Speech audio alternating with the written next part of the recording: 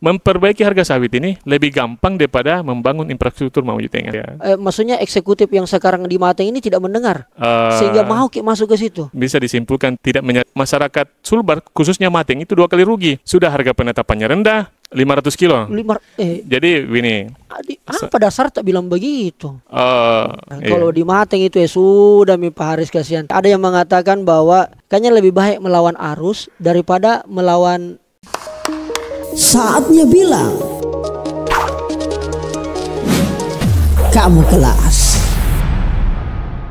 Halo Cika, kembali lagi di Kamu Kelas Podcast bersama saya Rijal Jamal. Alhamdulillah akhirnya hari ini kita kedatangan sosok calon bupati dari Sulawesi Barat, sebuah daerah yang sangat kaya akan sumber daya alamnya. Akhirnya beliau mau datang setelah lama kita lihat-lihat beberapa kontennya di TikTok, FYP viral dan komentarnya waduh ngeri-ngeri sedap. Siapa dia? Tapi sebelumnya itu saya perlu sampaikan kita lagi ada di Hotel Ibis Losari Makassar, sebuah hotel yang saya sering banyak diskusi, bikin event dan ngopi-ngopi, ngobrol dengan berbagai macam kolega.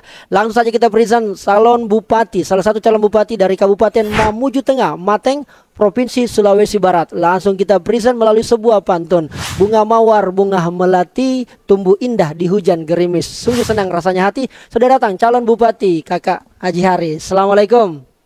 Waalaikumsalam. Masya Allah. Saya agak minder ini gaganya agak 11-12 ini kita ini, Masya Allah. Sehat Pak Bupati? Alhamdulillah sehat. Alhamdulillah. Wah, terima kasih sekali Kasang karena kita mau jauh-jauh dari Mateng. Iya. Agak selipkan sisa kampanye ke sini untuk kemudian kita bisa diskusi. Alhamdulillah. Kakak Haris, sehat ya? Alhamdulillah sehat. Alhamdulillah sehat ya. Dan yang paling penting ini adalah momen kedua saya berhadapan dengan calon bupati dari Mamuju Tengah. Oh iya. Dan ini luar biasa karena ada 3 kandidat. Mudah-mudahan nanti calon ketiga juga mau hadir ini supaya betul-betul adu persepsi makin kuat, makin jelas untuk seluruh kepentingan masyarakat Mateng. Iya.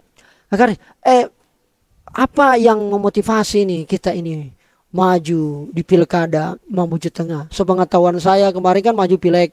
Iya. Iya kan, kira-kira begitu. Setelah maju pileg, lalu kemudian di pertengahan jalan mundur. Iya. Setelah itu kemudian masuk pilkada 2024.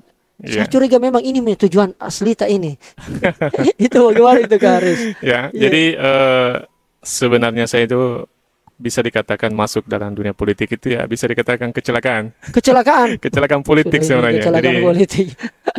Saya sebenarnya aslinya itu pengusaha. Iya, semua orang di Mateng tahu ini kalau Kakak Haris. Iya. Pengusaha di bidang apa Kak? Di bidang perdagangan. Perdagangan otomotif. Oke. Iya. Jadi setelah saya melakukan aktivitas, saya melihat ada beberapa sedikit kejanggalan yang ada di masyarakat, teman-teman, dan saya lihat permasalahan itu harus memang diselesaikan secara politik. Tidak bisa hanya sekedar curhat saja. Dan 2014 kemarin saya mencoba masuk ke dunia politik legislatif. Alhamdulillah terpilih. 2019 saya masuk lagi. Alhamdulillah terpilih, tapi saya mundur. Saya serahkan kepada istri saya. Ya, kebetulan ibu di bawah saya kemarin. Nah, saya juga melihat di DPR kemarin tidak cukup untuk memperjuangkan persoalan-persoalan yang ada di Mamuju Tengah ini. Ada beberapa yang setelah kita melihat kesimpulan itu, kita harus masuk dalam kekuasaan ini. Tidak cukup dengan hanya di legislatif. Jadi saya mengambil kesimpulan 2024 ini, insya Allah saya akan berjuang untuk masyarakat Mamuju Tengah. Sekiranya saya terpilih, saya akan mengabdikan diri saya ini kepada masyarakat Mamuju Tengah. Baik, luar biasa. Jadi memang ketika kita ada di DPR tidak terlalu kuat dalam membantu masyarakat, membuat kebijakan atau apa, karena kewenangannya cukup luar biasa di DPR ini Kak Haris. Berbeda sebenarnya. Berbeda. Ya, berbeda antara legislatif dengan eksekutif. Ya, di mana domainnya legislatif itu ya kita hanya mendengarkan masyarakat, lalu menyimpulkan dan menyampaikan kepada eksekutif. Ya, eksekutifnya terserah eksekutifnya kadang ada yang mendengar, ada yang tidak mendengar. Dan itu yang kita rasakan selama ini. Maksudnya eksekutif yang sekarang di Mateng ini tidak mendengar sehingga mau masuk ke situ. Bisa disimpulkan tidak menyelesaikan masalah yang setelah kami belum menyelesaikan masalah. Iya, PR yang ada menjadi permasalahan di masyarakat ini. Padahal kita sudah menjemput aspirasi. Apa masalah yang paling teringat di kepala ini kalau bicara tentang masalah Mateng? Salah satunya yang kita ini keluhkan yang belum selesai. sebenarnya gampang sekali mencari permasalahan di Mateng ini Gampang karena sekali. di depan mata sebenarnya. Iya. Di depan mata Di depan sebenarnya. mata. Kalau Kakak Rizal biasa jalan masuk di Mateng, Iya. Kentara itu kalau kita batas Mamuju masuk di Mateng, Iya. Kelihatan bahwa sudah di Mateng. kelihatan. Iya, oke. Yang Kentara itu paling bisa dilihat secara kasat mata adalah infrastrukturnya sebenarnya. Jalan yang kita maksud? Iya, Oke. jalan. Nah, di mana dari 54 desa ini Iya. bisa kita lihat pembangunan jalan desa ini sangat kurang. Oke. Sangat kurang. Sementara Mamuju Tengah ini kan sudah 10 tahun terbentuk. Oke. Jadi saya pikir akselerasi Mamuju Tengah selama 10 tahun ini sangat kurang.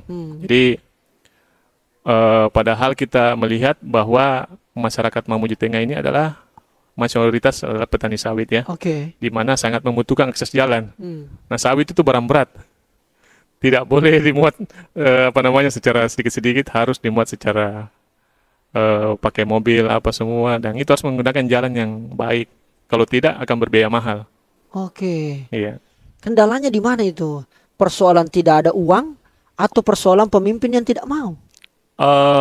Kalau menurut saya, Ya, oke. kalau menurut saya mungkin tidak fokus. Tidak fokus. Oke, Jadi, menarik. iya. Karena saya melihat APBD Mamuju Tengah ini sebenarnya kalau saya analisa sih cukup Cukup ya? cukup untuk pembangunan infrastruktur, apalagi selama 10 tahun. Baik.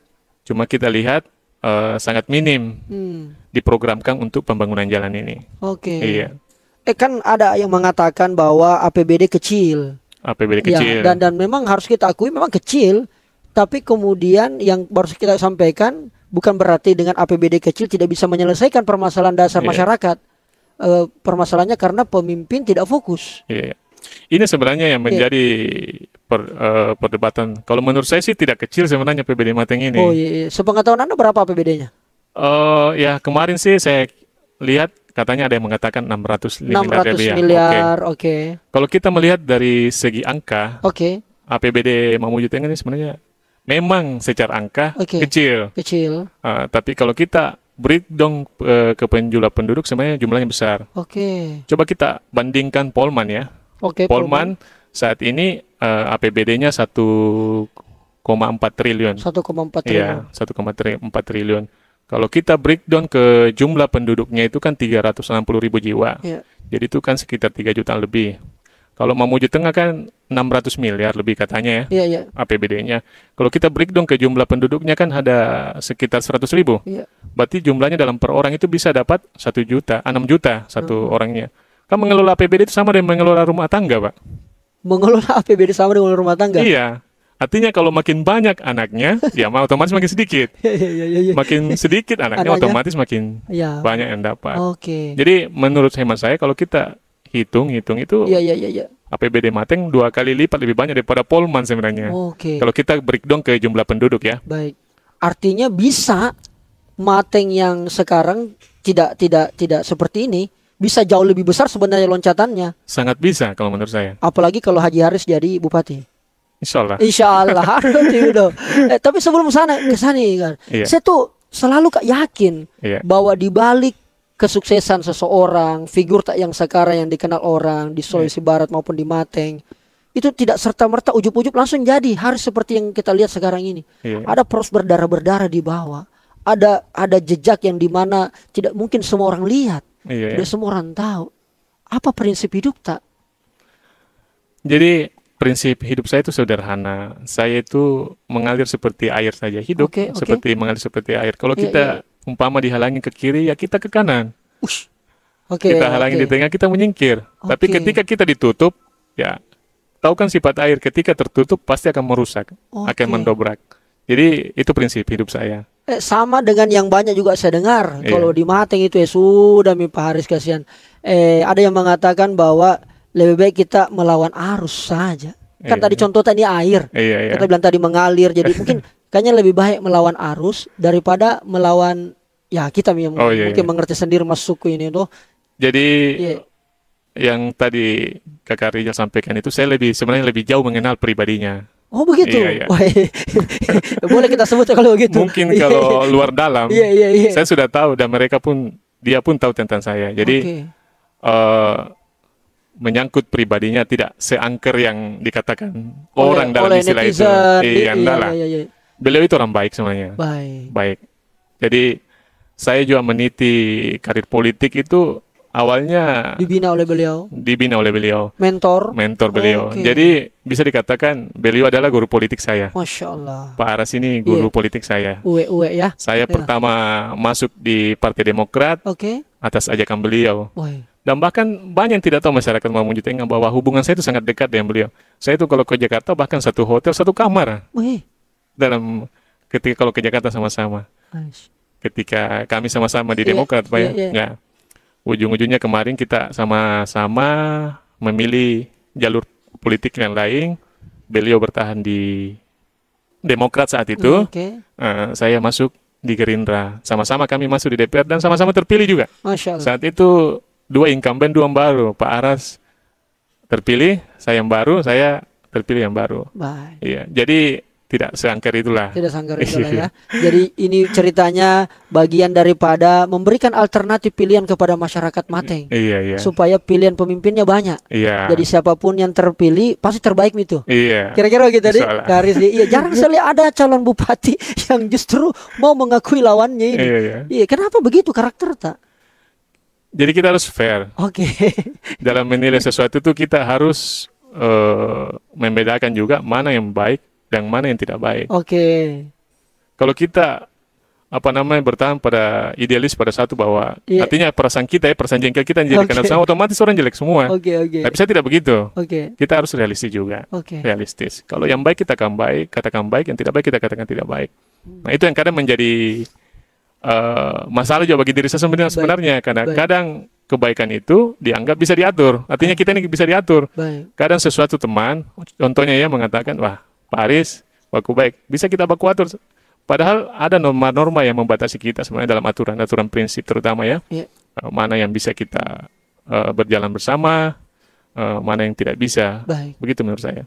Ada kemarin yang sangat menarik salah dari statement itu, viral banget juga itu luar biasa tentang tidak bisa bupati. Kan sempat kita informasikan, kita sampaikan program tak soal misalnya kelapa sawit, soal jalanan dan sebagainya. Bagaimana kita melihat itu bahwa kemudian harga sawit tidak bisa ditentukan oleh kepala daerah? Saya memang mengatakan saya tidak pernah mengatakan harga sawit bisa ditentukan oleh kepala daerah. Tapi ada tapi ya. Ada tapinya. Ya. Kebijakan bupati yang pro kepada petani itu bisa membuat harga sawit bagus. Ini yang tidak dipahami oleh sebagian orang ya. Jadi kadang mereka menangkap apa yang saya maksud, lain yang mereka tangkap. Jadi kebijakannya saja yang kita butuhkan. Kebijakannya sebenarnya. Yang mendukung petani sawit. Iya. Kalau begitu, kalau dikaitkan dengan program seperti apa ya sebentar nanti kebijakan yang kita mau bangun? Jadi kita masuk ke teknis sebenarnya. Jadi sebenarnya begini, saya paham betul persoalan sawit. Jadi saya anggota Pansus di DPRD Provinsi Sulawesi Barat 2016 yang menyelidiki kasus persoalan sawit ini. Ini kalau kita buka saya melebar persoalan ini. Melebar. Jadi banyak yang tidak paham persoalan sawit ini bicara tentang sawit. Nah, alhamdulillah saya paham persoalan ini. Nah, di mana persoalannya sebenarnya bisa dikatakan persoalan ini seperti kentut.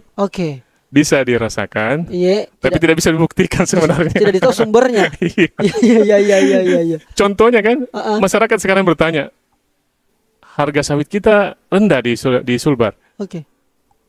Di Sumatera tinggi, di Kalimantan tinggi. Wah, serius gini? Iya, itu kan fakta. Coba kita Google sekarang, Googlein sana. Di harga penetapan hari ini kan 2.600. Sementara harga Sumatera dengan Kalimantan sudah 3.200. Saya pernah berhitung, kalau kita selisih harga sawit Rp500 per kilo, itu kerugian petani kita itu mencapai 30 miliar per bulannya, Pak. Per bulannya. Per bulan ya? Per bulan. Kalau kita kali ke tahun itu mencapai 360 miliar itu. Duit petani yang hilang gara-gara selisih harga sawit ini. Dan menurut saya ini persoalan serius. Serius ini barang? Serius barang ini. Karena mayoritas petani kita adalah petani sawit. Petani sawit. Kalau ketika kita perbaiki harga sawit ini otomatis geliat ekonomi di Mamuju Tengah akan naik. Bukan hanya petani sawit yang mendapat efeknya, seluruh pedagang, aktivitas perekonomian semua akan terbangun. Jadi dia akan menjadi multiplier efek ya. Iya.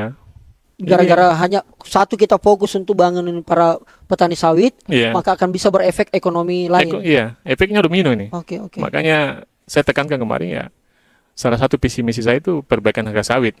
Perbaikan harga sawit. Iya, mengikuti harga di luar daerah ya. Oke. Nah, saya paham persoalan ini. Tadi kita tanya bagaimana ya? Iya, bagaimana? Bagaimana? Kalau kita masuk ke teknis sebenarnya, dalam penentuan harga sawit itu yang menentukan harga sawit itu memang bukan bupati, tapi ada memang dikatakan tim. Ada dikatakan tim itu dari Disbun, dari pihak-pihak perusahaan. Nah, sepanjang saya mengikuti pansus ini, banyak sekali kejanggalan, Dan mungkin kalau kita googlein itu, kami itu di pansus sudah merekomendasikan ke Komisi Persaingan Usaha untuk diselidiki monopoli harga sawit di Mamuju Tengah ini. Sampai hari ini kan tidak selesai juga tuh. Bahkan kami pernah keluarkan pergub. Jadi 2016 itu kita keluarkan pergub. Pergub itu mengatur harga sawit. Jadi langsung kita katakan kalau di pihak perusahaan tidak mau secara gamblang memberi informasi tentang hasil penjualan mereka, kan mereka selalu mengatakan rugi. Iya. Nah, sudah diatur dalam Permentan 18 itu, ketika kita membahas harga, itu wajib itu perusahaan memberikan invoice. Karena dari invoice itu akan diambil harga rata-rata. Baik. Nah, ini yang tidak pernah mereka berikan. Oke. Nah, akhirnya kami di DPR itu membuat pergub kemarin. Pergub itu harus mengikuti harga yang ditetapkan oleh pergub. Nah, harga pergub itu kita akan ambil dasarnya dari Sumatera ya, dengan Kalimantan, dengan Gapki. Oke. Ya, karena kenapa kita membuat pergub? Karena perusahaan tidak transparan dalam memberikan data. Nah, pergub kemarin itu sempat membuat harga sawit naik 800 sampai 1.600. Tapi sayangnya pergub tersebut hanya berlaku sampai 8 bulan kemarin karena digugat oleh perusahaan. Pergub itu dibatalkan oleh perusahaan dan kami kalah di pengadilan memang. Nah, saya lihat memang di sini masih panjang ini perjuangan sawit sebenarnya. Panjang kalau kita mau perbaiki harga. Panjang ini perjuangannya karena kita meyakini bahwa ada pihak-pihak tertentu yang bermain. Iya. Yang tidak menguntungkan petani sawit di Mateng. Sangat jelas persoalannya sini. Berani sekali Anda bilang ini, Kak Karis. Tidak takut nanti kemudian ini menjadi blunder atau justru menggagalkan untuk menantai di pilkada Mateng ini? Konsultan saya sebenarnya sudah memperingatkan sebenarnya. Kalau kita masukkan dalam visi misi sawit ini, otomatis saya akan berhadapan dengan kapitalis. Saya akan berhadapan dengan kapitalis, perusahaan-perusahaan besar yang ada di Mamuju Tengah dengan orang yang diuntungkan dengan harga rendahnya sawit ini. Saya bilang, saya tidak masalah. Apa gunanya saya menjadi bupati kalau masyarakat saja sejahtera? Nah, satu-satunya untuk mensejahterakan masyarakat ini, karena petani kita ini sudah 80% adalah petani sawit, harganya harus naik. Harga mati tuh. Harga mati? Harga mati. Kalau Anda jadi bupati? Kalau saya jadi bupati. Dan yang perlu catatan di sini, memperbaiki harga sawit ini lebih gampang daripada membangun infrastruktur Mamuju Tengah. Lebih gampang, Pak ya. Karena ini tidak melibatkan APBD. Waduh. Takut saya ini. Beliau ini bicara agak tidak terlalu bagaimana, Ji. Iya, tidak terlalu bang. Tapi yang kita sampaikan ini agak-agak bikin takut-takut juga ini, guys. Tapi kita bilang lebih gampang mengurus ini sawit dibanding infrastruktur. Lebih gampang. Karena ini kan menyangkut kebijakan. Ketika kebijakan kita sebagai bupati yang pro kepada petani, kan otomatis sendirinya dengan harga sawit itu kan meningkat. Dan Anda sudah tahu caranya? Saya tahu caranya. Kebijakan apa yang saya melakukan saya tahu. Pengalaman di DPR yang kita jadi pansus cukup? Cukup, salah. Dengan pengalaman juga dengan beberapa stakeholder bisa? Bisa. Yakin Anda? Yakin. Wah. Dan kan kita sudah studi banding ke daerah lain. Iya. Kita sudah melakukan studi banding ke Sumatera, ke Kalimantan. Di Sumatera itu, Kak Rijal. Kalau ditetapkan harga 3.000, umpama sekarang ditetapkan harga 3.200, fakta di lapangan itu kita dapatkan 3.300 pembelian di masyarakat. Jadi pabrik ini bersaing secara sehat membeli buah petani. Ada yang mengangkat Rp100, ada yang mengangkat Rp200. Kalau fakta di Sulbar, harga sudah ditetapkan, harga penetapannya sudah rendah, di bawah dari harga penetapan.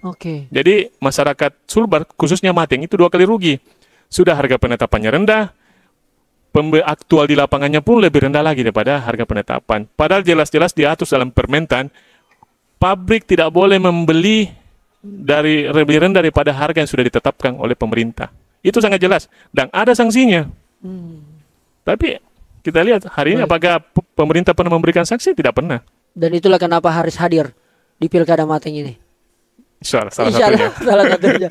Haris Tabe, ini persoalan jalan juga ini. Iya. Agak kontroversi juga kalimat-kalimat tak di beberapa saya nonton di TikTok, di beberapa tayangan podcast juga kalau saya tidak salah itu dan sebagainya. Yang kita menganggap bahwa dengan APBD yang kecil bisa kita perbaiki jalan sampai berapa lagi yang kita sampaikan itu? 500 kilo. Jadi ini apa dasar tak bilang begitu? Tentunya yang perlu kita ingat bahwa pasangan Harisma ini maju di Mamuju Tengah ini adalah memberikan solusi, Pak. Oh begitu ya. Berarti solusi Mateng ini. Iya, tagline kami itu solusi Mateng. Asik sekali. Jadi anggaran kecil belum tentu tidak cukup. Jadi kita lihat dulu posturnya sebenarnya mau kemana anggarannya. Kalau kita lihat sejarah perjalanan Mateng kan 10 tahun itu saya pikir sudah cukup lah. Anda rasa sudah cukup, Nah, kalau kita lihat perbandingan jalan di Mamuju Tengah ini sangat bisa dikatakan sangat-sangat minim pembangunannya. Kalau yang paling gampang sebenarnya kita mau lihat dari sektor pendidikan kesehatan karena di situ kan dipatok pemerintah 20% harus dianggarkan. Ini salah satu contoh, Pak ya. Contoh ya, Kalau kita lihat pendidikan dan kesehatan itu, berarti kalau posturnya 600 miliar, berarti 20%, berarti 120 miliar, Pak ya. Ya. Kalau dikali 10 tahun, berarti harusnya sudah 1.200 miliar, 1,2 triliun. 1,2 triliun. Itu pendidikan dan kesehatan ya. Tapi sampai hari ini biar kantornya belum ada. Serius gini? Serius, Pak. Ada jikanya deh. Itu hanya sewa-sewa, Pak, itu maksudnya. Ini yang anggaran kantor ini yang dibangun untuk sektor pendidikan sampai hari ini belum ada pembangunan kantornya.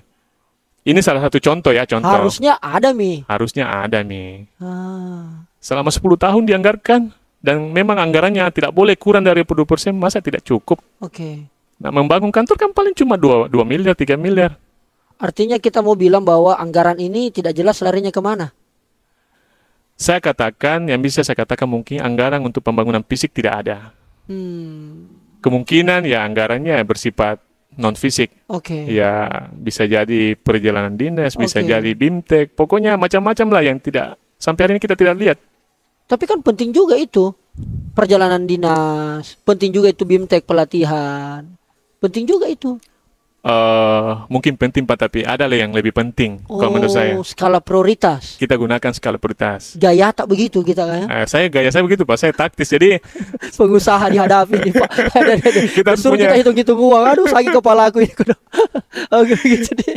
Ya. Jadi dalam menggunakan APBD itu sebaiknya kita menggunakan skala prioritas.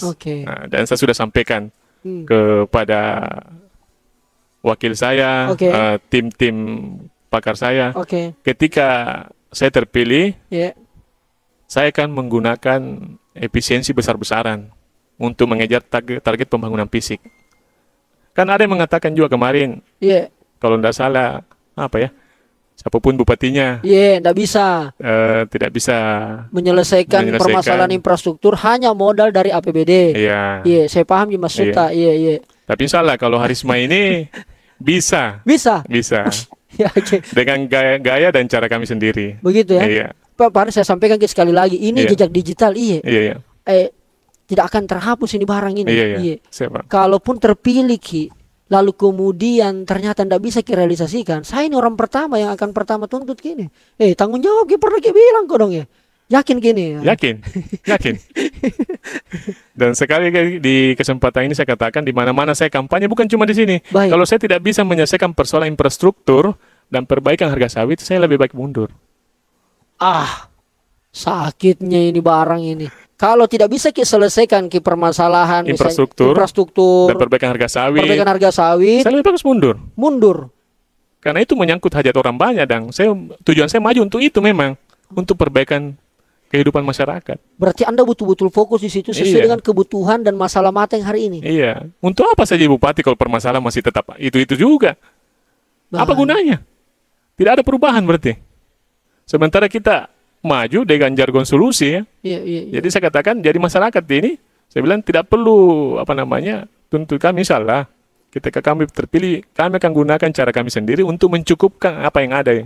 Jadi APBD yang ada sekarang itu sebenarnya kalau menurut kami setelah kami periksa bisa kami cukupkan untuk pembangunan infrastruktur. Kalau untuk menambah juga bisa.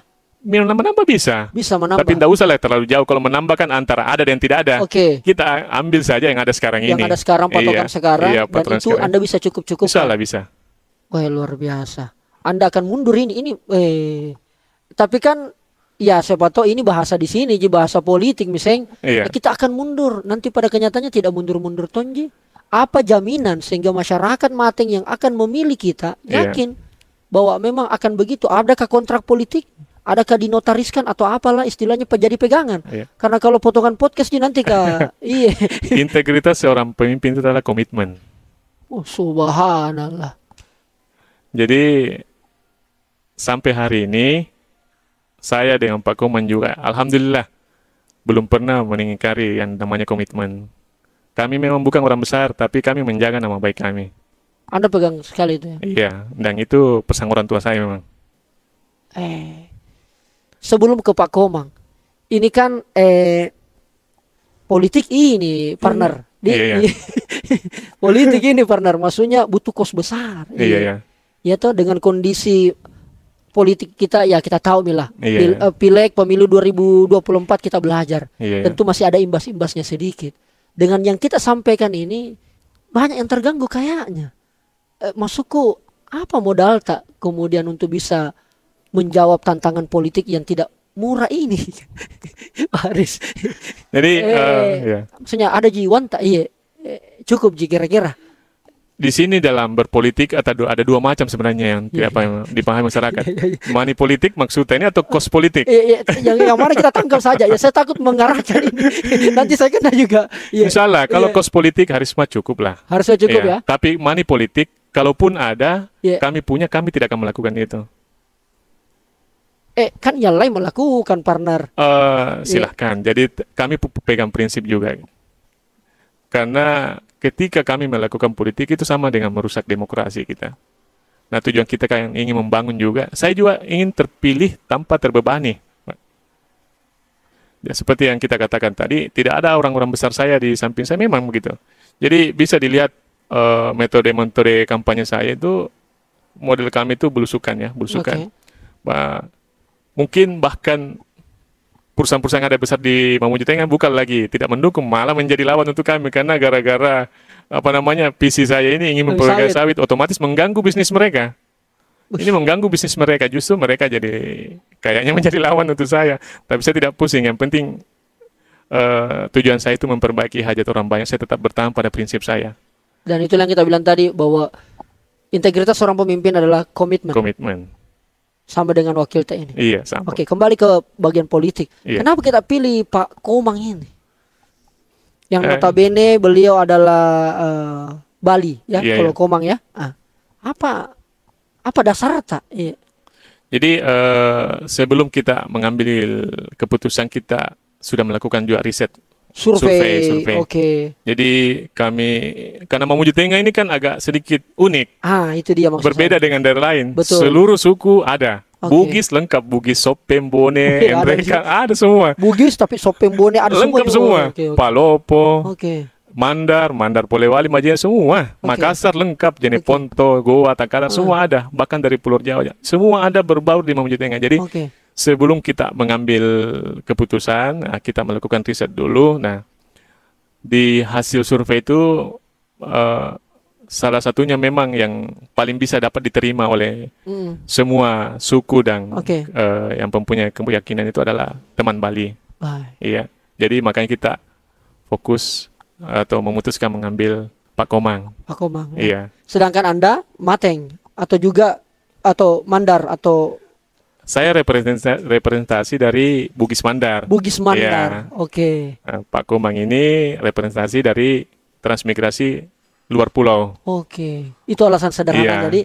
Jadi kedua pasangan ini insya Allah akan tetap mampu menjahit kerukunan yang sudah terbangun baik di Mateng. Iya, dengan insyaallah. keberagamannya. Iya, insyaallah. Anda sudah yakin itu, Di? Insyaallah. Karena menurutku itu Mateng tuh kekayaan yang paling besarnya adalah kerukunan. Kerukunan. Bayangkan dengan berbagai macam sumber daya alam yang dimiliki, kalau kemudian tidak rukun warganya, Wah, itu bahaya itu. ya kan? Sia-sia juga. Dan Anda komit, Anda sebagai cerminan Iya, mampu menjaga insya Allah yang sudah terawat ini insyaallah. Kami akan ketika terpilih siap menjadi pemimpin untuk seluruh golongan untuk seluruh golongan. yang ada di Mamuju Tengah. Luar biasa. Pak Aris, selain dari masalah itu tadi yang kita sampaikan, Iya. pas sawit, infrastruktur dan seterusnya, apalagi masalah krusial yang ada di Mateng ini, yang kemudian masalah itu hanya Haris yang bisa selesaikan, hanya Haris ketika jadi bupati bisa kita selesaikan ini. Jadi poin yang ketiga yang sebenarnya saya masukkan dalam visi misi adalah tata kelola pemerintahan kita akan perbaiki. Karena mayoritas sebenarnya permasalahan juga dari pemerintah kalau tidak proporsional apa semua dalam hal penempatan jabatan-jabatan itu yang berdasarkan keluarga itu sangat tidak proporsional. Nah, itu otomatis berpengaruh sekali sama kinerja dan pelayanan ke masyarakat. Anda mau bilang bahwa dinasti? Anda menolak? Anda tidak setuju? Mau dikatakan dinasti dipilih juga. Jadi bisa dikatakan nepotisme ya mungkin ya. Lebih kekeluargaan itu dalam menentukan jabatan itu.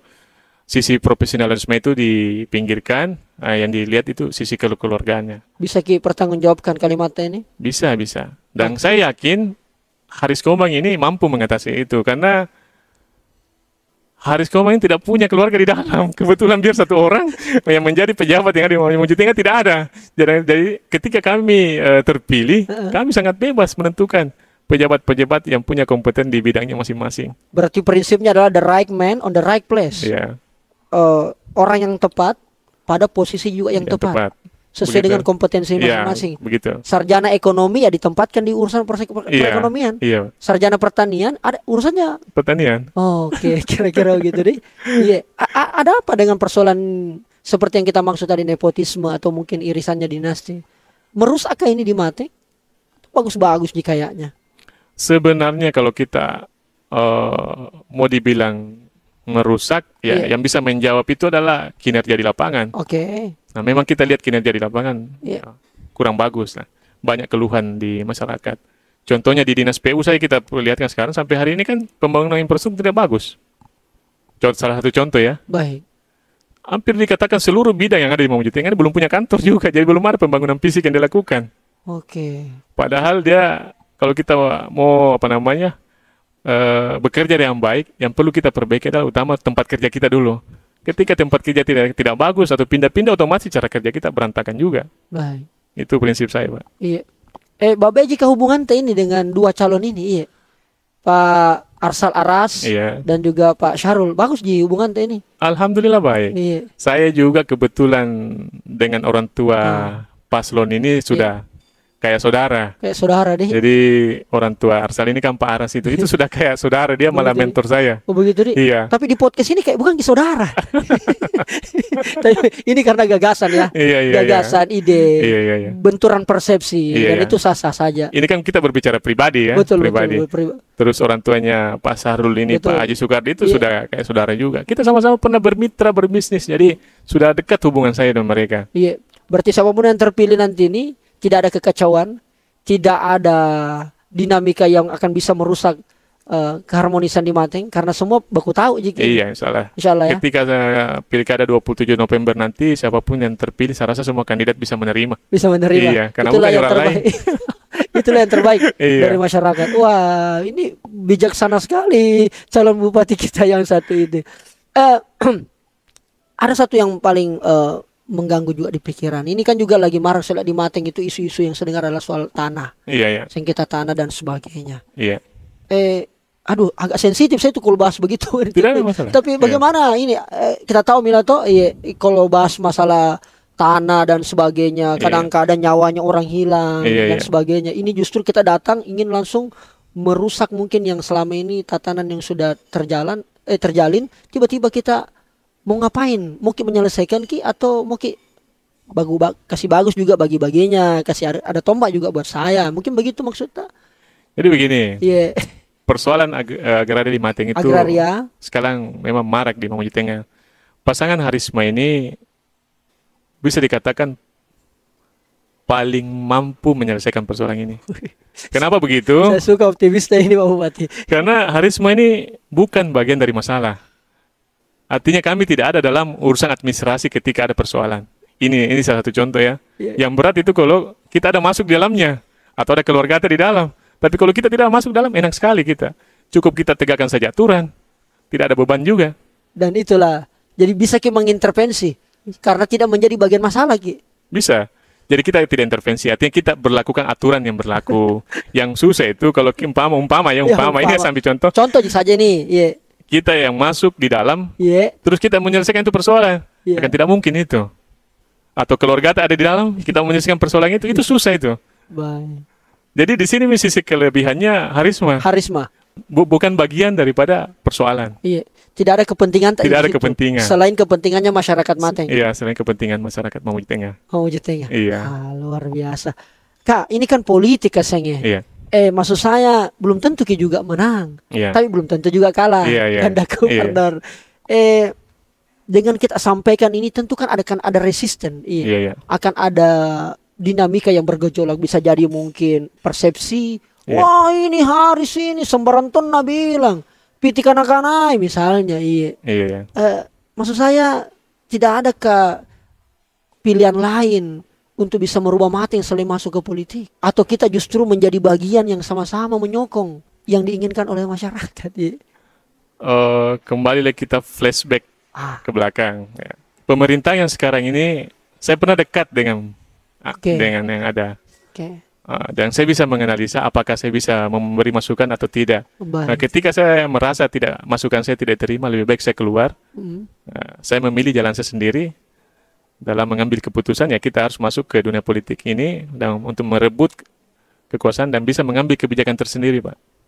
Karena ketika kita masuk dalam bagiannya, terus apa saran-saran kita itu tidak terima, kan otomatis persepsi masyarakat kita bagian daripada yang ada itu. Saya tidak ingin begitu. Tidak mau. Saya ingin tidak dikatakan bagian daripada kebijakan mereka. Ya, mending saya keluar. Ya, saya menempuh dengan cara saya sendiri. Baik. Seperti itu kan? Iya. Ini keren sekali ini. Mungkin Kak, berarti tidak dihargai bukan tidak dihargai, mungkin menurut dia benar. Kan orang cara sudut pandangnya masing-masing berbeda, sesuai dengan pengetahuan dan ilmu masing-masing ya. Dan kita hargai itu, kita hargai namanya demokrasi. Ketika kita memberi saran atau apa tidak terima, tidak masalah. Tidak baper jika seorang Haris bawa perasaannya sampai dendam, emosi, mencarikan celah, sampai kasih kasus. Nggak, jadi karakter Harisma tidak begitu. Iya. Ada yang menarik dari kita ini, Haris. Maksud saya, itu kan politik ngeri-ngeri sedap. Iya. Bagaimana dukungan keluarga? Jangan sampai kita yang mau sekali, keluarga justru tidak menjadi cari mati di situ, ayah. Itu bagaimana itu dukungan keluarga itu? Iya, alhamdulillah awalnya sih mereka mungkin banyak pertimbangan ya. Banyak pertimbangan, terutama dari istri saya, orang tua. Tapi setelah saya menjelaskan bahwa merubah Mamuju Tengah ini, kita harus masuk ke dalam pemerintahan. Baik. Kalau tidak ya Mamuju Tengah ini kan begini-begini terus. Betul. Sementara kita bagian daripada masyarakat Mamuju Tengah. Jadi setelah saya menjelaskan lebih gamblang ya, akhirnya bisa menerima lah. Bisa menerima. Iya. Oke. Artinya saya perlu gambarkan bahwa jangan kita lihat keputusan pribadi di sini juga, kita harus melihat kepentingan umum. Baik. Ketika kan ada juga sempat mengatakan apa yang kita cari. Iya, itu masukku apa yang kita cari? Apa yang kita cari? Sudah cukup. Meskipun tidak banyak, tapi sudah cukup. Mobil ada AC cukup lah. Kalau pagi minum kopi pisang goreng sudah cukup. Apa yang dicari? Saya pun awalnya berprinsip begitu, Karya. Tapi ketika saya melihat persoalan, hati kecil saya ini tergugah juga sebenarnya. Tidak tega juga kita mendengar, pulang lagi ini Pak, ini diambil tanahnya. Pulang lagi ini disuruh pindah. Kebijakannya ini merugikan sehingga rugi kasihan. Jadi saya tidak tega persoalan itu ketika ketika saya di sisi lain merasa cukup, terus di sisi lain kita ada orang yang menderita, itu saya lihat kita egois. Kalau kita berpikir secara pribadi ya, mungkin yang dikatakan egois. Jadi saya mengambil kesimpulan, saya mencoba dulu. Saya mencoba dulu. Apapun hasilnya kita serahkan sama Tuhan. Minimal kita tercatat dalam sejarah, tidak tinggal diam ketika melihat sesuatu terjadi di depan mata kita. Keren. Dan salah satu bukti dukungan keluarga, istri dan Anata hadir juga di kesempatan yang baik ini. Boleh Pak Haris memanggilnya? Oh ya, Ibu sini. Ya, Oke. Assalamualaikum Ibu. Waalaikumsalam warahmatullahi wabarakatuh. Ibu Mutmainnah. Iya. Cocodi, Masya Allah. Dan kakak adik Mutia. Iya, Mutia. Boleh agak dekatin mic-nya kak. Oke. Mutia ya. Mutia. Dan Mutmainnah. Kita support juga suami bapak ta. Iya. Iya. Bagaimana menanggapi perjuangannya bapak dalam politik ini? Masya Allah sekali. Dari awal bapak berkecimpung di dunia politik itu memang izin lah ke saya dulu ya. Setelah dia menjabarkan visi misinya seperti itu, saya bilang kalau memang ini untuk kemaslahatan untuk orang banyak, untuk kesejahteraan masyarakat, saya izinkan ayah. Ayo kita maju untuk Mamuju Tengah, gitu. Tapi di sisi lain kurang nanti perhatiannya ke kita, Ibu. Kalau dibilang perhatian mungkin enggak ya, karena dari Bapak menjabat sebagai anggota DPR itu saya tidak pernah merasa kekurangan perhatian, karena dilihat dari waktu setiap Bapak kunjungan kerja keluar daerah itu pasti saya ikut. Begitu pula sebaliknya waktu saya menjabat sebagai anggota DPR, Bapak juga harus ikut, karena itulah salah satu me time kami berdua. Oh, Masya Allah, baru saya tahu ini. Ada ternyata politisi begini. Oke, Adik Mutia sekarang kuliah apa? Kuliah di UNAS, Kak, Fakultas Kedokteran. Kedokteran, Masya Allah. Dan di UNAS ya? Iya, UNAS, betul. Bapak maju di dalam dunia politik ini, kasih sayangnya masih ada, perhatiannya masih ada, sama ibu saja. Saya sebagai anak yang baik, saya tuh tahu betul kalau ayah saya dengan perhatian kepada masyarakat itu merupakan salah satu dari tugasnya toh. Jadi tidak apa-apa, dan juga selama ayah saya itu berkecimpung di dunia politik, saya sama sekali tidak pernah rasakan yang namanya kurang perhatian dari ayah saya. Alhamdulillah. Iya. Adik Mutia, saya masih ke Adik Mutia. Adik Mutia, ini kan Bapak tak ke politik. Kita tahu sekarang era medsos. Iya. Banyak komentar, nyinyir dan sebagainya, atau mungkin bahkan ayah mungkin sempat difitnah, dituduh dan sebagainya. Kalau kakak Mutia baca juga komentar-komentar, tidak sakit hati jika kita rasa? Kalau saya kan sudah tahu kalau dunia politik itu kejam ya. Jadi saya sudah persiapkan mental saya untuk tidak membawa sedih saja. Ya, membawa ke dirita, membawa ke pribadi dan sebagainya. Apa sih biasa kita baca komentar-komentar yang ada tentang Bapak dalam maju di Pilkada Mamuju Tengah ini? Kalau sampai sekarang saya belum ada baca. Insya Allah aman-aman semua, jadi aman. Sejauh ini di oke. Ibu Mutmainnah, apa sih yang Ibu mau sampaikan kalau mungkin selama ini tidak pernah menyampaikan langsung kepada Bapak? Dalam proses ini beberapa hari, hanya menghitung puluhan hari saja menuju TPS 27 November. Apa yang kita mau sampaikan kepada Pak Haris langsung supaya dia tetap semangat, tetap kuat menjalani dinamika perjalanan pilkada yang penuh dengan lika-liku ini, yang mungkin kadang-kadang waktunya sudah terbuang banyak, tenaganya, capek Tommy, atau bahkan mungkin sempat sakit. Tentu juga dengan materi yang harus kemudian dikeluarkan bagian daripada perjuangan untuk kemudian membantu. Apa kita mau sampaikan ke beliau? Ayah, terima kasih untuk perjuangannya selama ini. Walaupun tak kenal lelah, tapi masih tetap perhatian sama keluarga dan jaga kesehatan tak ya. Masya Allah. Itu saja ya. Oke. Adik Mutia. Cocok ini tukeran nama ini. Apa satu motivasi yang biasa ayah tak, bapak tak sampaikan ke adik? Sama mungkin saudara-saudara tak, yang paling membekas, paling mengingat, sehingga bangga punya bapak seperti kakak Haris ini, Pak Haris. Jadi ayah saya itu selalu berpesan kepada saya dan juga adik-adik saya untuk selalu berbuat baik kepada orang lain dan juga tetap rendah hati. walaupun disakiti. Iya, benar. Begitu, Bu? Iya. Jangan sampai kita mau balas dendam. Iya. Ada seperti itu. Iya. Bagian terakhir Pak Haris. Iya. Anak ta sama istri ta hadir di tempat ini, yang notabene orang kan selalu melihat, pemain tunggal, dia saja sosoknya. Iya. Berpengaruh besar dorongan istri sama anak untuk maju dalam mengarungi perjalanan pilkada ini. Ya, dalam karir politik saya itu tentunya sosok seorang istri itu dan anak itu sangat berpengaruh ya. Artinya support mereka itu sangat kita butuhkan. Setiap ada kesempatan pasti kita curhat persoalan-persoalan apa, dan alhamdulillah istri saya dengan anak saya kadang memberi masukan juga yang bermanfaat untuk saya. Oke. Dan itu menjadi energi. Iya. Menjadi cas besar lagi di. Iya.